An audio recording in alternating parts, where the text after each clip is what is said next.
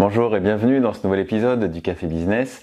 On va parler de business aujourd'hui avec un café bien sûr et on va surtout répondre à une question qui m'a été posée dans un commentaire d'un précédent épisode et je remercie d'ailleurs Aurélie qui m'a fait plein de suggestions, plein de questions pour de prochaines vidéos.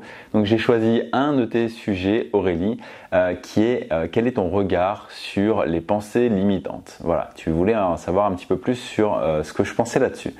Et je trouve que c'est un sujet super important parce que les pensées limitantes, des pensées, on en a, je ne sais pas le chiffre, mais on en a des dizaines de milliers, des centaines de milliers chaque jour.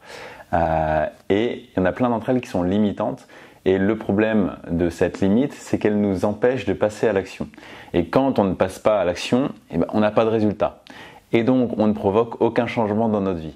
Donc vraiment, les pensées limitantes, c'est quelque chose qui peut être vraiment très problématique par rapport à l'ambition d'une personne d'atteindre des objectifs, etc. Tout peut être bloqué par rapport à ça. Et le gros point des pensées limitantes, c'est qu'on ne s'en rend pas compte. C'est des pensées qu'on a, mais on ne les a pas volontairement. C'est involontairement qu'elles se provoquent dans notre esprit, de par notre expérience, de par notre histoire, de par notre environnement familial, de par notre environnement tout court aussi. Et du coup, on développe de nouvelles pensées limitantes et on en assoit d'autres qui sont anciennes, qu'on incruste encore plus.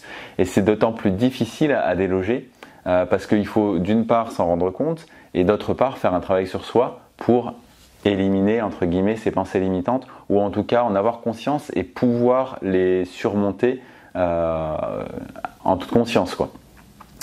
Et alors on s'en rend toujours compte une fois qu'on les a éliminées parce que justement c'est un peu le piège, c'est qu'on ne le sait pas tant qu'on ne sait pas qu'elles existent, on ne sait pas qu'elles existent donc on ne peut pas travailler dessus, donc on ne les corrige pas, donc elles persistent et donc on s'en sort pas quoi, c'est le serpent qui se mord la queue. Et pour autant il y a des manières de faire. Et moi, je pense que la manière la plus efficace que j'ai utilisée, il y en a deux. Il y a deux manières efficaces qui m'ont permis de mettre le doigt sur certaines pensées limitantes. Et certainement qu'il m'en reste énormément. Mais déjà, en solutionner quelques-unes, c'est déjà pas mal du tout. La première chose, c'était la lecture. C'était lire des bouquins de développement personnel, tout simplement, sur des thématiques qui m'intéressaient, sur des problématiques que j'avais. Typiquement, je vous donne un exemple, et ça a été l'objet de la création d'un blog d'ailleurs à ce moment-là. C'était sur les émotions. Il y a eu, on ressent tous des émotions, mais il y a eu une période de ma vie où j'ai senti que les émotions étaient plus fortes que moi et que je n'arrivais pas à les contrôler entre guillemets. Et du coup, c'était problématique pour moi. Pour solutionner ça, j'ai lu des livres. C'est vrai, le premier bouquin qui m'a dit « Ah ouais, c'est comme ça qu'il faut faire, il y a une solution. Tu tapes 3 plus 5 sur ta calculatrice et c'est fini. Tu n'auras plus les émotions qui prendront le dessus sur ce que tu as envie de faire. » Non, c'est beaucoup plus complexe que ça. C'est un processus très long, ça prend des années, ça peut prendre une vie. Mais du coup, ça nous permet d'avancer. Et c'est ça qui est vraiment important. C'est de prendre conscience qu'on a tous des pensées limitantes et que par des actions qui vous correspondent, moi à ce moment-là, c'était lire sur cette thématique par exemple, ça va vous permettre d'avancer, de comprendre des choses et vous voyez dans votre esprit ça fait des petits déclics de temps en temps et c'est ça qui permet d'avancer sur ces choses-là. En tout cas c'est comme ça que moi je le perçois. Et l'autre élément qui m'a permis d'avancer sur pas mal de points aussi, c'est s'entourer d'autres personnes. S'entourer d'autres personnes qui ont une vision assez similaire de la vôtre, faut pas prendre des gens qui sont complètement à l'opposé de vos valeurs parce que ça n'a pas trop de sens, parce qu'ils vont relever plein de choses chez vous qui vont pas entre guillemets et ça sera pas forcément très constructif. Par contre, quand vous êtes dans un groupe de personnes, que ce soit votre famille, que ce soit des amis, que ce soit un groupe d'entrepreneurs comme ça existe dans notre domaine avec des masterminds, etc.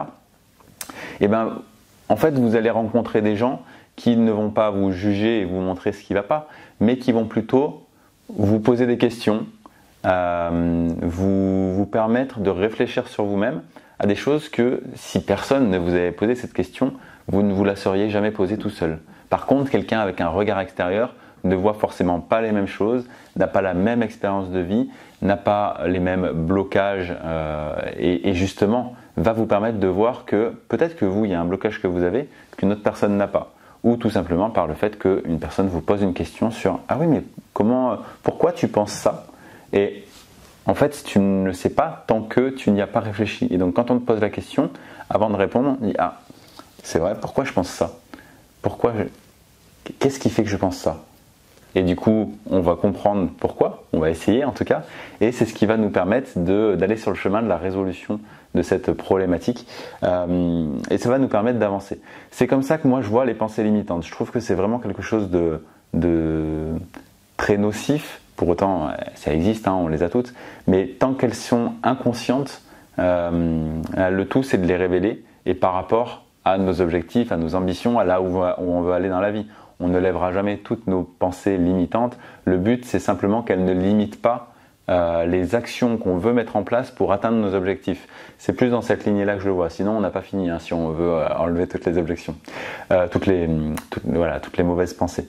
Après, il y a aussi les mauvaises pensées qui sont volontaires, qui sont conscientes.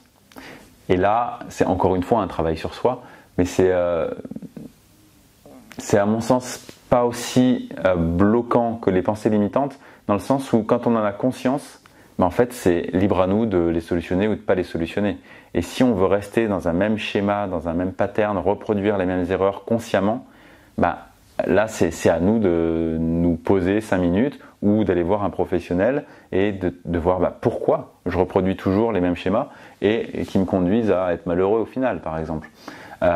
Donc c'est jamais vraiment conscient en mode je sais exactement comment il faut faire pour le solutionner, mais bon, j'ai la flemme, on verra demain. Non, c'est pas comme ça. Donc il faut pas non plus se jeter la pierre. Mais je trouve que les pensées limitantes inconscientes sont d'autant plus perverses que celles dont on commence à avoir conscience, parce que du coup ça veut dire qu'on est déjà sur le chemin de la résolution. Voilà, écoute Aurélie, j'espère que ça t'aura donné des pistes de réflexion, justement, c'est ça qui est intéressant. Je veux bien que tu m'en donnes en retour par rapport à ce sujet, parce que si tu m'as posé la question, c'est certainement que ça te parlait. Donc je te retourne la question. Quel est ton regard sur les pensées limitantes, Aurélie? Et les autres personnes qui écoutent cet épisode, dites-moi également en commentaire comment vous voyez les pensées limitantes, et est-ce que vous avez des petites astuces, des petits tips qui vous permettent de prendre conscience plus facilement de certaines de ces pensées limitantes. Voilà, je vous remercie, je vous dis à samedi prochain à 13h30 pour un prochain épisode, et d'ici là, bonne semaine.